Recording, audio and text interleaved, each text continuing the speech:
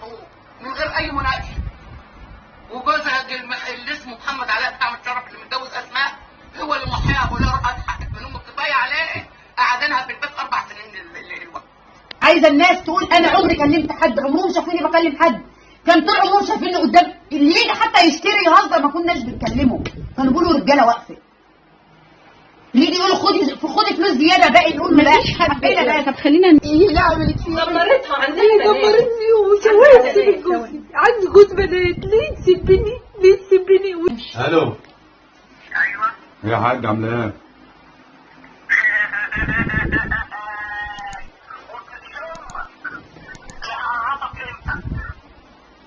يعني اني تعرفيني انتي؟ تمام، شكرا ياما، شكرا ياما، شكرا. شفت بقى، شفت كده كده انا اختم اللايف معايا وشكرا على كده. اختمي انت كده جامد كده حرام تشهري بجوزها. هيطرد في الشارع. هيطرد. ممكن تقتل، ممكن ترمي عياله. خلاص يا محمد، خلاص يا محمد. هترمي عياله دلوقتي. انت رايح فين دلوقتي؟ طب هو جاري على انت دلوقتي خايف على اولادك ايوه يا قاعده مع عيالي. خايف على عياله اهو بيجري على معروفه في متشرف كلها اللي هي ماشيه مع واحد نبيل ابو طيب هي ليه هتفضل بنت عليك؟ يعني ليه هتفضل عشان الفلوس؟ واختي نفسها زيها، هي الوحيده اللي حالتها. اختي نفسها زيها اتجوزت دكتور حالتها واحده 19 سنه تتجوز واحد عنده 60 سنه. جرت هي هما الاثنين عقلهم زي بعض، تفكيرهم زي بعض، وهي شبهها. احنا مش شبه، انا شبه عمتي، بتكرهني عشان اني شبه عمتي. امال شيماء دي شكلها، في طبعها، في شكلها، في اسلوبها، في كل حاجه بتجري ورا الفلوس. وبعد ما جوزها توفى جرت ورا واحد صايع ومشت معاه. احنا ذنبنا ايه؟ كانت طلقني بسبب اللي جت عند بيتي وفضحت. لمت البلد كلها، لمت البلد كلها. مش حرام في ام تروح تسب بنتها من غير حاجه كمان؟ يعني مش بحاجه، من غير حاجه. طب ما عاتبتهاش؟ قلت لها ازاي تيجي البيت تيجي تقولي عليها كده؟ يعني الام دايما ستر وغضب. عامله فينا محضر. الام دايما بتستر على بناتها مهما كان فيهم عيب. انا في صدمه لغايه دلوقتي منها، انا لغايه دلوقتي مش مصدقه. قلت لحماتك ايه او كان الرد ايه لما هي؟ انا ما دخلتش البيت من ساعتها هنام، مش قادره. بس ما تتوقعش اللي هي واحده راحت ثبت حماتها هي العين، كسرتني قدام جوزي وقدام الناس كلها. مش جاي لي عين انزل البلد من اللي هي عملته فيا، مش جاي لي عين. حرام عليا، حرام عليا من اللي هي عملته فينا دي. حرام يا عم. كل ده عشان ايه؟ عشان بنت واحده. احنا عيال احنا اللي كنا بنقف معاها، مش بنتاني طول عمرها متعززه عندنا. حرام اللي احنا فيه ده، حرام والله، حرام اللي احنا فيه ده. في ام تطلع تعمل كده في عيالها، قامت تقول شوفي رقبتي، ما كانش في حاجه في رقبتي. بتقول انا كنت بدافع عن رانيا، شيماء ما ضربتهاش. ازاي شيماء ما ضربتنيش وبتاع عضت جسمي اهو؟ يعني انت عايزه تفهمينا ان مامتك عملت كل ده عشان ترضي بنت مقابل 9؟ يعني مامتك لها 10 7 بنات و3 اولاد عشان بنتها دي.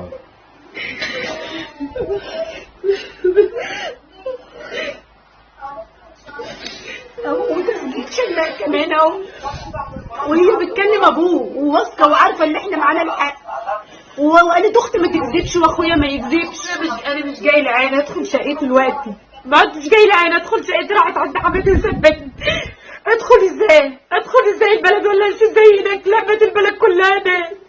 ادخل ازاي هناك بالسب اللي هي عملته فيا دي؟ والله حرام اللي احنا فيه ده، حرام. يعني عشان احنا ضعاف ما معناش فلوس زيهم. عشان شيماء ديت متجوزه دكتور بسط الفلوس من يومها من وهي بنت. ما اتجوزت واحده اكبر منها ب 40 سنه وضحكت كانت بعقل امها. عشان ايه؟ كل ده احنا ابن اختنا، كل ده عشان ايه؟ ده احنا اللي كنا بنخدم عيالها الصغيره دي وبنشيلها. وترجع تقول لنا ده كنتوا خدامين عندي. حد يبقى خدام عند امه واخته يقولوا لنا انتوا كنتوا خدامين. توصل بقى ان تروح لحماتي وحماتي اللي تدافع عني. عمركم شفتوا في الدنيا ام واحده متضايقه اكتسب بيه وحماتي هي اللي تدافع عني؟ انا ما شفتش، انا ما عدتش قادره اتكلم ولا عدتش قادره احكي. ربنا يسامحك يا بنتي، ربنا يسامحك والله العظيم، ربنا يسامحك يا بنتي. مش عليا بس كده. شوف العيال اللي ضربوكم، شوف العيال اللي بيلفوا البلاد، شوف العيال اللي بيلفوا الدنيا. حرام والله حرام اللي احنا فيه دي.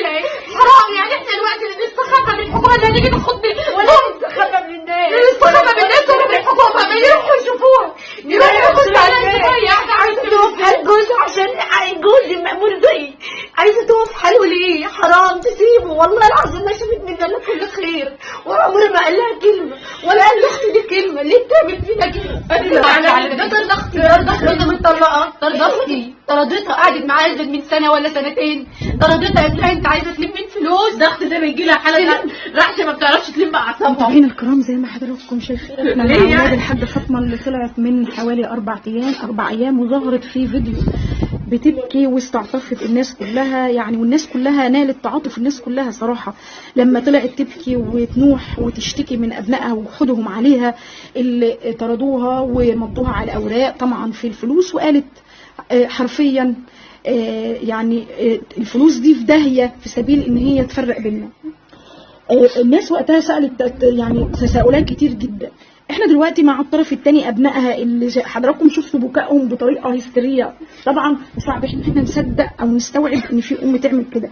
خلينا نعرف باقي التفاصيل من ولادها اللي طالعين يقولوا الحقيقه ويوضحوا الرؤيه الثانيه، وطبعا يعني احنا لينا نسمع من جميع الاطراف. وقررت حاجه البنتين اللي معايا دول مش هيتجوزهم ولا مين اللي هيصرف على ابني، انا عايشه بالايجار، انا بقى عايشه بالايجار وباكلهم عيش وملح، انا عايشه بالايجار والله العظيم عايشه بالايجار، معايا بنتين على وشي جواز، ولا بنت في الكليه دي هتعمل ايه؟ بناتي دول لو شافوني الواد هيعملوا ايه ولا هيقولوا عليا ايه ولا يقولوا ما صعبناش عليها والله احنا مش عايزين حاجه من البيت ولا طلبنا منه ولا عايزين لك دلوقتي حاجه من البيت، بس مش عايزينها تطلع تعمل فينا كده وتفضحنا والله العظيم. هي طلعت اتصورت فيديوهات وقالت ان انتوا يعني قولي قالت ايه؟ قالت ان احنا ضاربينها ومكسرين البيت وقاصين شعرها وجوزي بيهددها بالقتل وجوزي ما كانش هنا، وفي شهود على كده وفي اوراق على كده ان جوزي ما كانش هنا، بس احنا ما عملناش حاجه من دي ولا رحنا لها تاني يوم العيد. وانا هسمها وهي عامله لي ساحه توقيع بين علي البيت قالوا شيماء لغايه دلوقتي القضيه شغاله في ساحه التوقيع. يبقى انا عايز ايه منها؟ سمها لي اصلا بتقول انتوا خلينا نقول في البدايه انتوا مهددين اصلا احنا خايفين لا بالانفصال يعني والله يطلقوني، وبعد ما جوزها توفى جرت ورا واحد صايع ومشت معاه، احنا ذنبنا ايه؟ احنا منه ولا قلنا لها؟ انتوا نصحتوه نصحناها. انت جايه تتهم جوزي ده هو اللي مطلع عليه، اللي سببني اللي مطلع عليها هو اللي كنتوا خايفين على اختكم يعني خايفين عليه ومن كام شهر اتجوزته ويضحكوا عليا اتجوزته بقى وجابت قالت لي تعالى في المأذون جاي اختك هتتجوز، قلت لها تتجوز مين؟ قالت لي محمد ابو نبيل. متجوزه عرف، قلت لها هتتجوز. اني جيت وكيل اللي انا وكيلها، فين الشهود؟ يقول لك جايه كمان شويه. قالت لي خلاص روح انت والشهود انا هنكتب احنا الشهود. طب ما حاولتوش تتجمعوا وتقعدوا تكلموا مامتكم يعني دايما بتطردنا، حتى لو اشتغلنا في الشارع بتاعنا هتشتموا وهتروحي تعيشي معاه بعد كده. ايوه انا ما رضيتش، قالت لي قدامك يومين لما قعدت معاها كام يوم وقالت لك قدامك يومين وتشوف لك شقه، كل ما اشوف شقه تقول لهم اقطع لكم ايديكم ورجلكم لو اجرتوا. واحده زي تعمل ايه بثلاث يعني مش عاوزاكي كمان تأجري في نفس المكان؟ مش عايزينها نتأجر عشان هي في دماغها يعني انا يتيمه وهي بتلم في دماغها اللي احنا بنلم زيها. طب انتوا واثقين من انتوا بتتكلموا على اختكم ومامتكم؟ ايوه واحنا اسفين ان احنا بنتكلم على هي اللي حطتنا في الموقف، هي اللي حطتنا في الموقف، اختي اللي حطتنا ده امنا ورجلها شبشب رجلها على دماغنا، شبشب رجلها على دماغنا. هي تعمل معانا لا كده ليه بتعمل كده؟ ليه تفرق كده؟ والله التراب اللي بتمشي عليه نتمناه، والله التراب احنا امهات انا عندي 43 سنه مانيش صغيره على اللي هي بتعمله ده. انا بقالي 6 سنين متجوزه، امي ما جاتليش، عمرها ما دخلت، عمرها ما اتصلت بينا وقالت عمرها ما اتصلت بينا ولا احنا اللي برينا عليها، وما كانتش بتقول ما بلاش شمس تطلع دور ثالث في بيت تتصور فيه ناس. انا كنت والده قالت لي ماليش اجيلك يا بنت، ما بطلعش الدور الثاني. دي شيء طبيعي، ممكن تكون تعبانه. المفروض اما تكون والده تقعد عند امها ولا لا؟ ما بتتصلش الا عشان المفروض الواحده اما بتولد عند امها ولا لا؟ عشان امها تراعيها باي حاجه ولا لا؟ لا اختي كانت والده جنب بيتها في عياده الدكتور عبد العظيم الله ما رضتش تجيلي. وما جيت البيت يعني لو انت بتقولي ما بطلعش سلالم كده، انا قاعده عند حمايه دلوقتي طلعت ازاي دور ثالث وهي بتقول انا عاجزه؟ طلعت ازاي دور ثالث وهي بتستغل الناس اللي هي عاجزه وما بتلحش تيجي؟ ازاي شالوها جابت رجاله عشان انت طلعتنا دور ثالث عشان تصور؟ ما صورتش ليه الاشمون ووريتهم التكسير عشان ما فيش حاجه مصوره. ليه ما صورتش؟ مامتك قاعده دلوقتي، مامتك الحاليه دلوقتي قاعده مبسوطه ومفيش ونايمه في بيتها دلوقتي. احنا بنصور دلوقتي حوالي الساعه 1 بالليل. مامتك دلوقتي نايمه في بيتها ومبسوطه. وقالت ان هي مطروده وقاعده مش في بيتها، لكن انت بتقولي دلوقتي ان هي قاعده في بيتها. خليه يتصل بمامته ويكلمها قدامك، اتكلموا عادي تقول لها يا ماما العيال عامله ايه وانت عامله ايه؟ تقدري نعمل مكالمه زي تمام. بس الشبكه هنا. طيب يعني ليه يا ماما مامتكم عملت كده؟ انتوا لو انتوا شايفين ده هتصدقوا ان ام تعمل في لا والله العظيم ما نصدق. خلينا نحط نفسنا مكان المتابع هي عملته على النت دي خلانا مش اي حاجه نشوفها على النت نصدقها. ليه حطينا في الفيديو ده بنتعاطف مع ناس كتير الوقت خلاص قلبنا بقى حجر بالنسبه اللي عملته. الناس صدقتها ان احنا ربنا واحنا ما عملناش فيها حاجه. مفيش وما فيش في جسمها حاجه. ما انا مش جاي اوريك فيديوهات جسمها ما فيش حاجه. ليه تسبيني وتشتغل بجوز اللي هو عاوز يديه؟ ليه؟ شفت والدتك امتى؟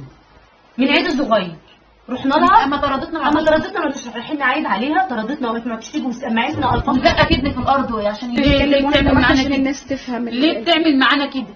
انا بسألك ليه بتعملي معايا لا كده؟ انا عملت لك ايه؟ ليه يعني بتطردينا وقلنا ماشي؟ جوزت جوازة زبالة وقلت ماشي، وعشت واستحملت قلت مش مشكلة عشان خاطر عيالي وعيالي كبروا. اترددت كم مرة قبل ما تطلعي تصوري؟ كتير لغاية آخر ثانية. ايه السبب الرئيسي اللي وصلكم ان انتوا دلوقتي تطلعوا رغم ان انتوا متجوزين ورافضين مبدأ التصوير؟ مفيش ام تطلع تقول كده على بناتها كده. لا مفيش ام هتعمل انا اسف كده. في السؤال اللي هسأله بس دلوقتي لو الو. ايوه يا حاج عامله ايه؟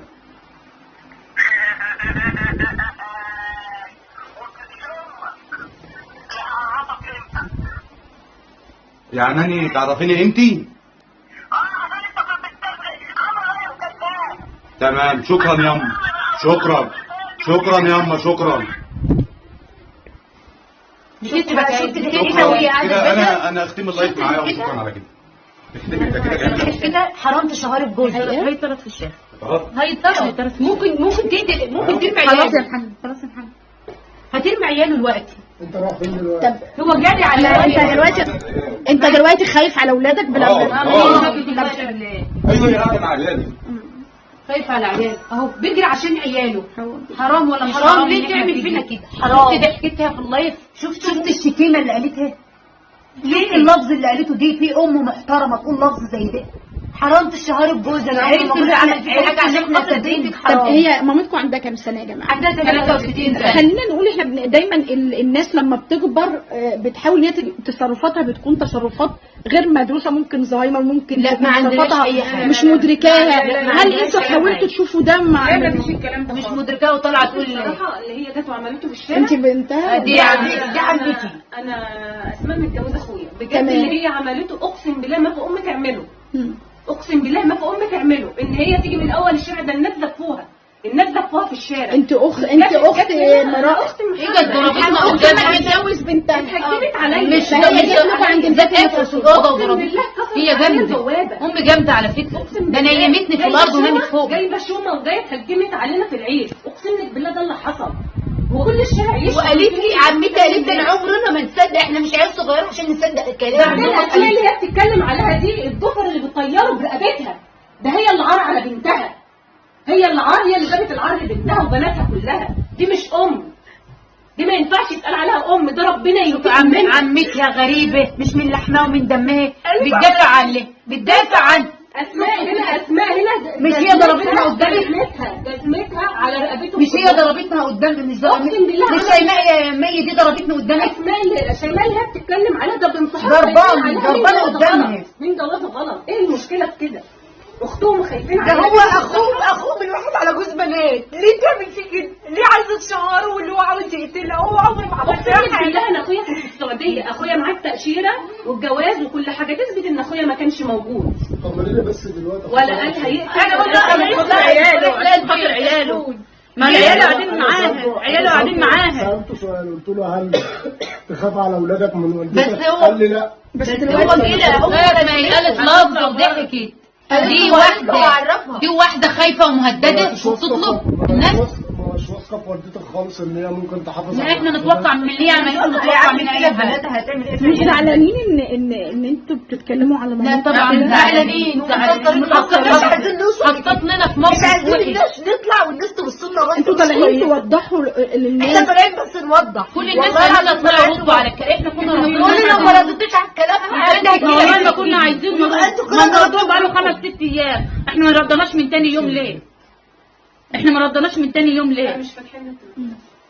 والله العظيم حرام اللي هي بتعمله فيا ده وبتعمله بجوزي، والله حرام ما تعملوش فينا كده. محمد اخويا يعني سمعته سقف البلد، كل ده كشان بأدب واحترام وكرم. لا سجاره مالوش في شغل الشباب، شايف مصلحته، بنتها عايشه احلى عيشه ولله الحمد. ولا بيتها محتاجين حاجه. الجزمه، يعني بيتها مع احترامي لهم ما تعرفش اسماء، بيتها ده عندنا في الجزمه ما شاء الله، بنتها هنا عايشه احلى عيشه.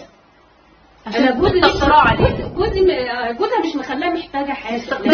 دايما الام يا اسماء حمايه وحماتي والله العظيم كانوا معاهم. خلينا متفقين يا جماعه ثانيه واحده، خلينا متفقين ان الام دايما اكتر حاجه انا احبها ان ابني او بنتي احسن مني. اكتر حاجه احبها ان بنتي اكون مطمنه ان هي مع زوج وحافظ عليها. والله حماتي قبل ما تموت قعدت معايا 3 سنين بس، ما شفتش زيها والله. كانت بتلاقيني تعبانه تقول لي اقوم اعمل لك حاجه يا ماما، او قلت لها دمي ما قلقناش. انا كنت بقول لها يا ماما من خوفها عليا كنت بقول لها يا ماما. انتوا كنتوا بتسالوا على مامتكم يا جماعه؟ بنسال يعني خلينا نقول لان في تساؤلات كتير هتكون بنسال عليها وشاهد. احنا كنا بنشهد وبنروح لها وبنعمل لها لغايه ما كنا بنعمل الزيارات لها. هي اللي كانت بتكلفها صحيح، بس كنا بنعمل الزيارات ونروح لاخواتنا المحبوسه. ليه؟ عشان ايه تعمل معانا كده؟ ليه؟ عشان تعمل معانا كده كل ده يعني. وقعدت احتال عليها ان انا اروح معاها مع اختي شيماء ديت، ان انا اروح الزياره ومع اخواتي. احنا ما بنروحش عشان انا بقالي سنه ما بروح لها. موضوع اخواتي كلام ما يحصلش. اخوات الصبيان المحبوسين بتروح تقول لهم اخواتكم ما بيرضونيش، اخواتكم بيشتموني. وجه رساله لوالدتك دلوقتي كده والدتكم شايفه. اقول لها ارحمي ولاد ابنك، اوعي تعملي فيهم حاجه. عيال صغيره خايفين على اذا كده طلع يجري زلانه. اخويا طلع يجري خاف. شوف كلمها عمل ايه. لو ما كانش خايف لما شافت اللايف عملت ايه. شوف عملت ايه. قال لك في ست تقول لفظ زي ده خلت ايه مصيعين اللي في الشوارع.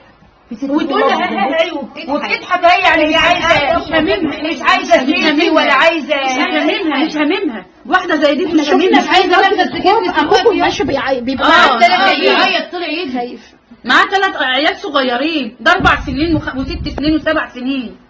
عيال صغيره ملهاش حول ولا قوه، وامهم سايباهم وطفشت بسبب امي برضه. ما كان ساكن فوق وكل شويه كانت بتطرده بعداله. تقول له بيتي طلق بيتها ابويا اللي متطلقه وبابا شريم الاصلاح. يعني عمرها ما تعرف تزور فيه ولا عمرها تعرف تاخده ولا احنا عايزين ورث ولا احنا عايزين حاجه ولا عمرها حرام علينا. انتوا طول الوقت قدام وكلامها هتتحاسبوا يعني انتوا مش عايزين ورث، والله مش عايزين حاجه من مامتكم. لو هي طلبت ان انتوا تتراضوا وتتلموا تاني موافقين؟ موافقين. هي اللي مش كل اللي انتوا بتطلبوه ده هي قلبها جامد. لا احنا ما ابويا ميت بقاله اكتر من 4 سنين ونص. عمركم ما طلبناهوش. وحتى لو طلبناه مش هينفع عشان السقف مشترك بينه وبين عمي. لو حد يشتري بيت قديم هيقع، بيت هيتهد. اللي هيشتري ارضيه مش هيشتري بيت. كل اللي انتوا بتطلبوه دفع بس. دفع خليكي زي ما احنا احنا امهات برضه. ليه بتعمل معانا كده؟ هل اتزرع جواك كحول زي ما والدتك؟ لا طبعا ما هي وما هتلف وتدور برضه هنتراضى وهيبقى شبشبها فوق دماغنا وهي امنا. ردك على والدتك في ضحكتها السخريه اللي كانت بتضحكها. ليه بتعملي كده؟ ليه؟ عشان حرام عليها 3 عيال. اخويا عاجز زرع قرنيه. انت مش شايف عينه حزينه وانت بتوجهي رساله دي دلوقتي لوالدتك؟ اكيد طبعا. خلينا الاخت دي قلبها ما وجعهاش اللي هي بتبينا قدامها وهي قاعده بتمليها الكلام. لو الناس ركزت في الكاميرا شيماء دي كانت بتمليها الكلام، وامي كانت بتبص لها وتجيب سيره محمد علاء عشان هي متضايقه من محمد علاء وتقول انا اللي ضربت رانيا. ده شيماء ديت عصفوره كنت شيماء ده اكبر مني. الناس بتفكرني اني شيماء وانا اللي متجوزه عرفتها عشان هي اللي اختارت تتجوز راجل كبير واختارت تجري ورا الفلوس. احنا اتجوزنا ناس على قدنا. انا اسف في السؤال اللي هساله، بس دلوقتي لو جوازكم رفضوا العيشه معاكم وطلبوا منكم ان هم خلاص العيشه انقطعت وبعد انفصلوا، هنترمى في الشارع. هتقعدوا فين؟ هنترمى في الشارع. ملناش حته هنروح فين؟ بس عشان جوازنا عارفيننا مش هيعملوا معانا كده. احنا هنروح انتوا واحده هتبقى معاها 3 عيال لما تترمى في الشارع ام زي دي هترضى تاخدها؟ طب خلينا نتكلم وانتوا صغيرين. ثانيه ثانيه هي مهما تعمل ومهما تتكلم اسماء ده بيتها. انت حاسه ان مامتها بتعمل كده معتقده هي كانت حاضره الوضع وحاضره الضرب انا والشتيمه. كنت حاضره كل حاجه من البدايه، واحنا كنا عمالين كل شويه انتوا واقفين تقصدوا ان انتوا نسايب اسماء واقفين في ظهرها. احنا مع اسماء ومش هنسيبها وما بنصدقش على اي كلام. دي اختها اللي هي احنا شلنا شيماء دي من حياتها، دي اختها السبعه. شيماء دي ما عادش اختنا، مي دي اختها السبعه. اسماء قاعده هنا في بيتها، ولا محمد ولا اي حد يقدر يقول لها امشي من هنا. تبكي ليه يا اسماء؟ ايه اللي عملت فيها؟ دمرتها عندنا دمرتني وشوهت سيب جوزي. عندي جوز بنات، ليه تسيبني؟ ليه تسيبني وتشوه بجوزي اللي عاوز يقتلها؟ ليه تعملي فيا كده؟ والله جوزي ما عمل فيها حاجه وحشه، وكانت اول جوازي، وكانت واحنا مخطوبين كانت ترن تعالى يا محمد نزل العربيه، حاضر يا ام محمد جايلك، تعالى يا محمد شيلي، تعالى يا محمد اعمل، وكان بيجي لها وكان بيعمل لها كل حاجه. والله ما طول عمره قال لها لا، كان ترن على في نص الليل تعالى يا محمد نزل العربيه ده. اللي بوظ علاقتكم بمامتكم شيماء من كام سنه؟ بقالي 6 سنين. 6 سنين. كل قبل 6 فترة سنين كنتوا علاقتكم حلوه مع مامتكم. علاقتنا حلوه مع مامتنا، ايه وعلاقتنا حلوه مع ايه اللي وصل مامتكم للمرحله دي مع بعض؟ شيماء ما مالتش حب امي قوي لما احنا اتجوزنا، وبالذات بعد انا ما اتجوزت عملت كل ده. شيماء لو شايفاكي دلوقتي تقولي لها ايه؟ اقول لها حسب الله ونعم الوكيل فيك، حسب الله ونعم الوكيل فيك، وكل اللي بتعمليه حلو او وحش يعرضك انت وعيالك. طبعا انا في حاجه عاوزه اعقب عليها. رغم احنا دي مشكله كبيره جدا وصعب العقل يتخيلها ان ام تعمل كده، لكن في لمسه كده عايزين ننوه عليها، ان احنا بنشكر النسب المحترم. انا شفت رد فعل من اوقات ربنا بيعوض على الواحده باهل زوج بيكونوا فعلا. والله اهلي زوجي ده بعيد عن الحوار خالص، فانا حابه ان انا اشكرهم حتى اخواله وحتى كله بيعتبرني بنتهم. عندنا حاجه غاليه جدا. انا كنت اقسم بالله ما عشان في اللايف هي خدمه الكبير والصغير. انا مامتي كانت بتغسل كلى، انا متجوزه وكنت مسافره، واختي متجوزه في بلد ثانيه، هي اللي كانت قايمه بوالدتي. لا مامتكم واضح ان هي شايفاكم من مكالمتها لاخوك. ايوه شافت اللايف. تقولوا له ايه؟ اقول لها ما تعمليش حاجه في العيال صغير حرام، واخويا لو طردتها يروح يقعد فين؟ حرام عليك، عنده علم متجوزين انتوا متوقعين هي تعمل ما يلفش يأجر، ده شغال انتوا قلقانين دلوقتي؟ شغال في والله بنزين، خايفين على ما اخويا يلفش يدفع ايجار ويصرف على 3 عيال، العيشه هتتغلي. مين اللي يقدر يفتح يأجر هو لو قدر هيسيب عيال الوحيد ما هي طردت مراته. طب ما فكرتوش تجمعوا نفسكم؟ ما فكرتوش تجمعوا نفسكم وتروحوا مره واحده كده تراضوها؟ لا ده ممكن تجيب لنا النجد، ده ممكن تجيب لنا النجد. ده بتشق عبايتها، بتشق هدومها وتضرب نفسها في الحيط. جربتوا قبل كده؟ جربتوا قبل كده؟ شقت نفسها قبل كده ورمت نفسها في الارض، الحقوني يا ناس الحقوني يا ناس، والناس اتلمت سيبناها وجرينا. دايما الاب والام هم اللي دايما بيطبطبوا علينا وقت ما نكون محتاجين سند او ظهر او امان، بنجري. يا اذا كان في اب موجود بنجري عليه او ام. ابونا كان راجل محترم، ابويا رحمه كان الله في عليه، الدنيا ربنا يرحمه كلها ورحمه فيه، الله. كان بيحبني. انتوا دلوقتي بتجروا على مين؟ مين اليد اللي بتطبطب عليكم بعد وفاه والدكم؟ رحنا لها ولا احنا بنات ولا انا كانت عليه. انا لو عمرنا فضفضنا لو حصل خلاف ولا واحنا بنات عمرنا ما فضفضنا لها وقلنا لها حصل كده في المدرسه ولا حصل كذا ولا كذا، واحنا متجوزين برضه المشاكل بيننا وبين جوزنا برضه ما كناش بنحلها. بتدعي مفيش عيدانهم يولع فيهم، يجي لها قلب، عايزه بنتها تولع، يجي لك قلب. ليه تعملي فيه؟ احنا اللي وقفنا معاك، انتوا مش اشتغلتيش لوحدك. الاثنين دول اللي كانوا طافحين معانا ما اشتغلتش لوحدها السوق. احنا ما كناش بننام ساعتين في اليوم، قاعدين معانا على ما كناش الناس كلها عارفه، ما اتفسحناش وخرجنا مع زمايلنا واصحابنا زي البنات، ما عشناش حياتنا زي البنات. ده احنا كنا قاعدين على طول من المدرسه، وكنا نقدم في كليه ولا نقدم، ما كانوش دبلوم ما ترضاش تودينا درس. مفيش حد فينا متعلم تعليم، مفيش حد فينا متعلم تعليم، مفيش حد فيهم متعلم. انا قدمت تمريض عسكري، لا مفيش حد متعلم فيهم، البنات كلها دبلوم. نصيحتك لكل بنت؟ البنات كلها دبلوم، يعني بتقول لك شقت وتعبت مفيش فيه حد بتعمل ما ضيعش واحد حتى النصيحه اللي تقدمها دلوقتي لكل بنت من سنك او ام شايفانا دلوقتي؟ احنا ما عدناش عارفين نتكلم من الرجاله اللي هي عملتها فينا. هنقول ايه؟ انصح ما فيش ام دلوقتي، اي ام تيجي تتكلم لازم هي تبقى الحنيه والستر والغطا على عيالها. ما فيش ام تعمل كده. يا بتقولي ان احنا المفروض الام تبقى الصدر بيش نايم صرفتنا وجوزتنا عشان ما نمشيش ماشي بطال. الناس كلها عارفه ولا صلاحه وجميل اللي احنا رجاله عارفه، واي حد يسال انا ولا كلمنا ده ابن عمي بيبقى ماشي في الشارع ما بنبصلوش ولا بنكلمه ولا بنقول السلام عليكم حد. احنا احنا طول عمرنا واحنا بنات الناس عارفه الناس تكتب انا عايزه الناس تكتب في التعليقات ان احنا كنا بنات محترمه ولا لا. الناس هي حد فينا شافنا كلمنا حد ولا لا. عايزه الناس هي اللي تقول. الناس لما اتعاطفوا معاها عايزه الناس تحكي علينا احنا كنا بنقف معاه ولا لا. تقصد من كلامك دلوقتي ان اي حد يعرفه مش من اهلك بيشكر في اخلاقك ووالدتك ما عملتش ده؟ ايوه عايزه الناس تقول انا عمري كلمت حد، عمرهم شافوني بكلم حد. كان طول عمرهم شايفيني قدام اللي يجي حتى يشتري يهزر ما كناش بنكلمه، كانوا بيقولوا رجاله واقفه. اللي يجي يقولوا خدي فلوس زياده باقي نقول مفيش حد. طب خلينا نتكلم يا جماعه في الصح. مفيش حد هنا احنا دايما نسمع ان في الارياف عادات عرفيه وده اجمل ما فيها. ناس كبيره مقام بتتجمع وتصلح بين الناس. في النهايه انتم اهل وصله الرحم، صله الرحم ربنا وصى عليها. رحنا لعمامنا ورحنا لاخواننا وفي جار جنبنا بدان ذكر اسمه عشان مش عايز اسمه يتذكر، قال لا انا مش هي شيطان، هي شيطان خلاص الشيطان هي بيقولها فيها ضد ربنا. ما احنا رحنا وقال لنا اطلعوا ردوا عليها، بس اطلعوا ردوا عليها عشان تبرئوا نفسكم. لو سالتكم ايه الامنيه اللي نفسكم تتحقق؟ ان ربنا يهديها، ربنا يهديها وعايزاها تبعد عن جوزي، عايزه شيماء وامي يبعد عن جوزي لان جوزي ما عملش حاجه فيا. تفتكر ان اختك يعني اختك هي السبب الرئيسي في ان مامتكم عملت كده؟ تجيبها في بيتها ما نصحتهاش. طب ليه غلط يا ماما تفضحينا؟ ما هي اتفضحت زينا. الاخت قالت في التسجيل اللي انا ما بكذبش. هم قايلين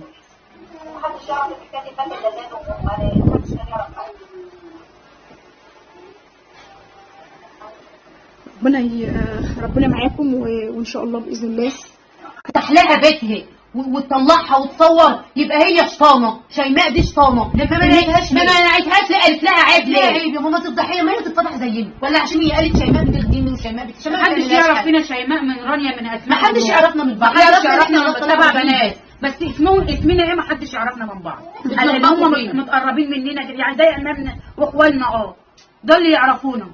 حتى اخواننا ما يعرفهمش قد كده عشان هم اصلا كارهينها وقاطعين بريئين منها. انا عندهم بس في النهايه. طيب يا جماعه عندكم استعداد ان انتوا تتراضوا مع مامتكم وتروحوا تبوسوا على رجليها والامور دي تتصفى وفي النهايه دي صله رحم؟ لو تعملي لنا مبادره نتصالح. احنا من هنا بنقول يا ريت حد يساعدنا من هنا من قريتكم، واحنا بنقول لها لو هي سمعانا احنا اولادك عندهم استعداد يجوا يحبوا على راسك ويتراضوا معاكي وتلمي ولادك حواليكي وهم برضو ما لهمش بركه الا انت، لان دي في النهايه يعني الام خلينا متفقين على كده. الام امك ثم امك ثم امك. فخلينا بنقول ان البنات خرجوا هي يعني اضطروا ان هم يخرجوا عن صمتهم ويظهروا، ودي مش قليله عليهم لان هم مش قليلين علينا بجد، لان احنا نطلع بالمنظر ده كان رد على ظهور مامتهم. متابعينا الكرام رد على ظهور مامتهم من 4 ايام في فيديوهات على اكتر من مكان على الفيسبوك ان ولادها قاسيين وضربوها وطردوها ومضوها. حبوا ان هم يوضحوا الحقيقه لان الموضوع ده انقلب على اولادهم المهددين ان هم ممكن بيتهم او حياتهم تتهد لا قدر الله. جوز اللي هي شهاره بيه ليه؟ فربنا انا جوز عشان شيماء عشان ان شاء الله باذن الله بنتمنى ربنا ان شاء الله باذن الله بنتمنى ان ربنا يلم شملكم ويهدي سركم وان شاء الله باذن الله نصور معاكم وانتم. واتمنى ان هي تبعد عن جوزي. يعني انا شفتها لو عملت فيه حاجه. احنا لسه بنتكلم ان انتوا تتراضوا ان شاء الله. نتمنى ان انتوا تتراضوا وجوزك في مقام ابنها. في النهايه جوز البنت بيبقى ابن. فان شاء الله باذن الله ربنا يراضيكم يا رب العالمين.